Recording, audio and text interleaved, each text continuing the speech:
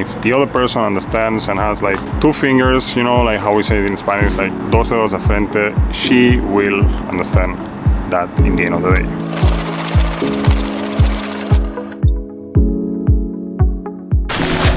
Oh my god, this is crazy. Every time I come to this city, I'm being always on the train. I need to go to pee before starting the video.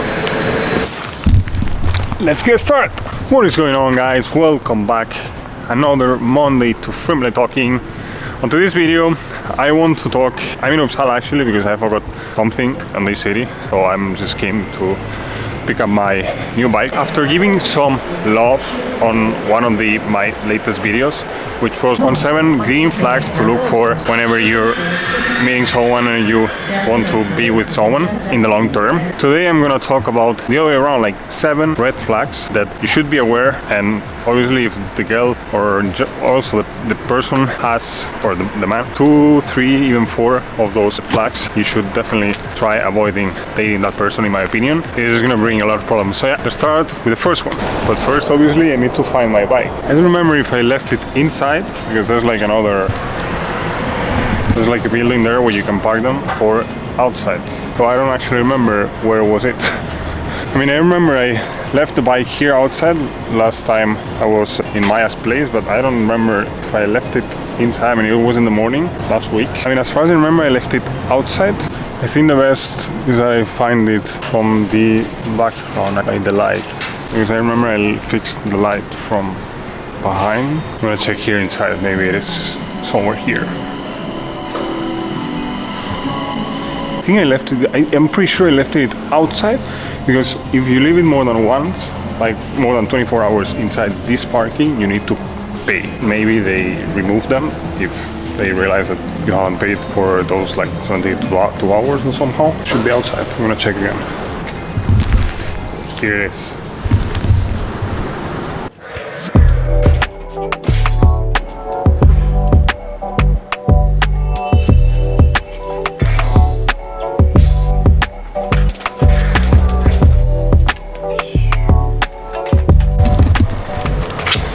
I'm gonna be really happy commuting with this bike from putting it. So the first red flag, obviously there's a lot of red flags, not only 7. I mean, you can find so many reasons for putting red flags. So these are just some of the ones that I consider myself, or that I found on different other YouTube videos, or like on the internet by itself. But this is quite general and it can be applied to other areas and other people as well, and that is disrespecting boundaries. In case a person has put a boundary, like it doesn't really matter which boundary, but if the person sets a boundary and then the other person surpasses that boundary, I mean, it's a good reason to end up a date or end up a relationship, and therefore set apart and each person goes its way. The second one is abusive behavior.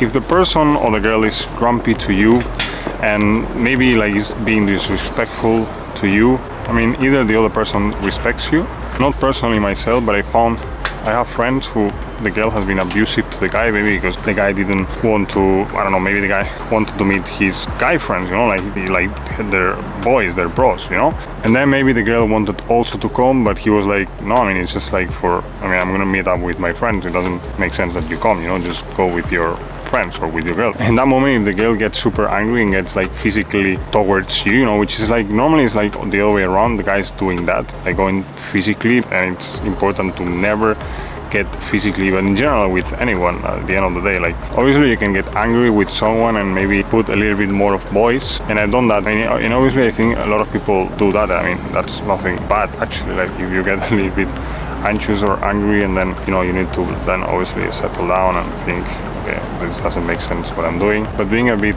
grumpy from time to time, it's okay, you know, like talking with people and fixing stuff with relationships with other people.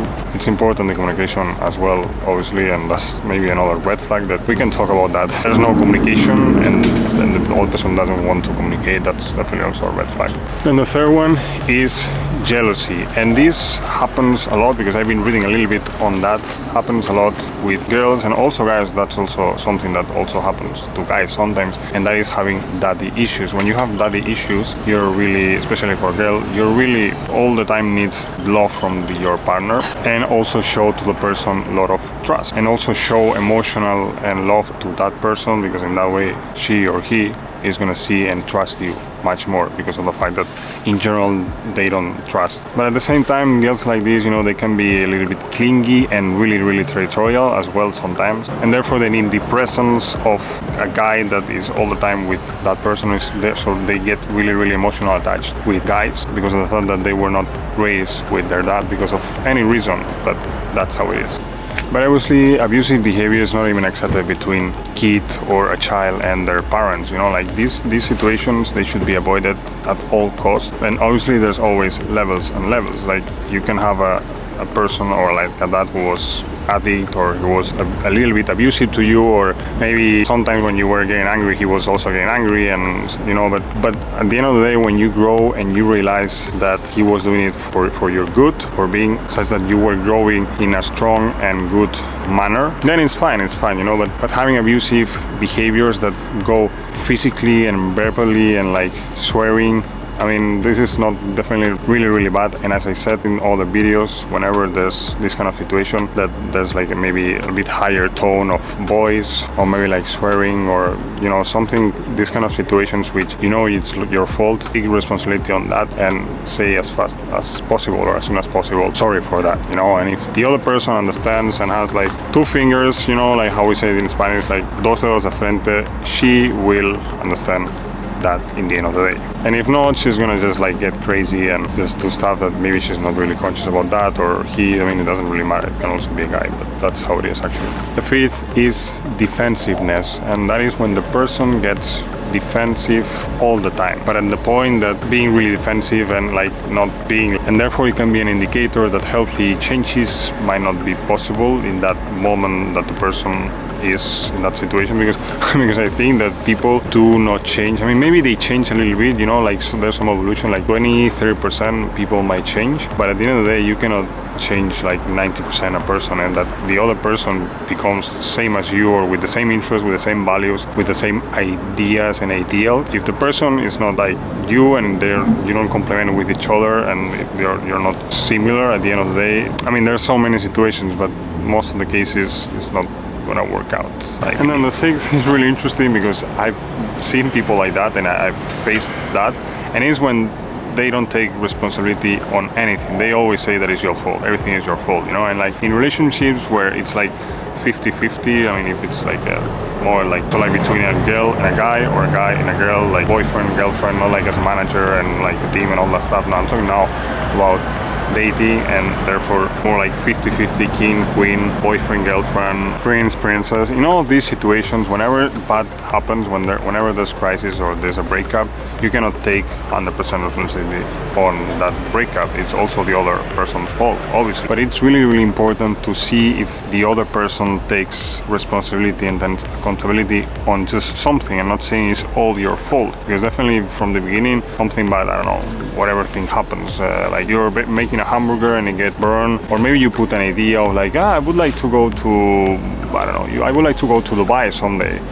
We should go to Dubai. And she's like, nah, no, maybe we should not go there and we should just stay here. Like saying, like not going onto the flow and saying like, oh, this bad that is happening is because of you, like this is your fault. Stuff like this is a clear red flag to be avoided whenever you're dating someone. And then the last one, the seventh, is one of those that it might be good as well, but it's also clear, and that is whenever the person is trying to avoid that you, for example, go to her place, that maybe, or that she comes to your place, or that, stuff that is like kind of like grounded and common, that whenever you're seeing or dating someone, at the end of the day, she might come to your place and you might come to her place, or maybe even, and that is the point of this red flag, meeting her friends, or she meeting your friends, and even at some point meeting the family. If she's not really, if she doesn't want you really to meet the family, and you see how her or his family then in that situation it's a clear red flag, because she's like hiding stuff. She's basically saying that, yeah, I don't want you to meet my family. So in that situation, how are you gonna move things forward? You know, how are you gonna keep seeing the person and build a fulfilled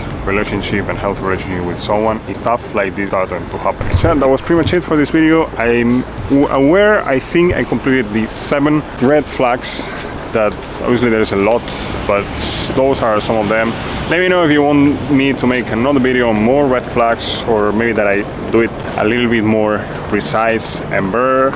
And as always, I'm gonna now take my bike and I'm gonna go to Stockholm, back to Stockholm, because I'm not right now in Stockholm. So anyway, that's pretty much it for this video. Hope you enjoyed it. As always, remember to subscribe to Women Talking in case you haven't done that yet, on the right side, and watch one of the latest videos on the channel up here. So yeah, as always, taking out the train, with the bike. As always, remember to stay always friendly.